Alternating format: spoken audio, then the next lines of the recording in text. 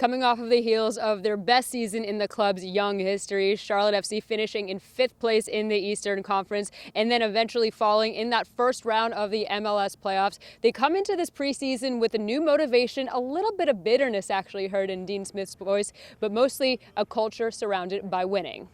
I felt last season we made some big strides. As much so that I told the players today that, you know, if we should be a club now that looks at the playoffs, and if we don't ever make the playoffs, that's a failure big time for this club. The continuity was evident on the training pitch for the first day of preseason. Dean Smith, of course, at the helm for his second full season with Charlotte FC. He's retaining the majority of his players as they're trying to build the momentum from what they established in 2024. I stood in this room at the start of last season telling the players that I thought we could go and compete for the Supporters' Shield and the MLS Cup. And I'm not sure how many of the players who were sat where you were believed me.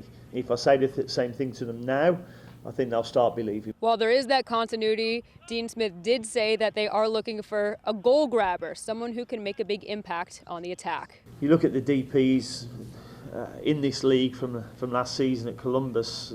You know, he scored a number of goals. He obviously got Messi, you've got Bernardeschi, Toronto. These sort of players, you know, the top players who can win games for you. And we need players, we need a player, I believe, that when we're not playing so well and it's a 0-0, 1-1 game, they can produce a bit of magic to go and win the game for you. Next up, Charlotte FC will head down to Miami for a series of friendlies and some more training. With Charlotte FC, Danielle Stein, WCNC Charlotte.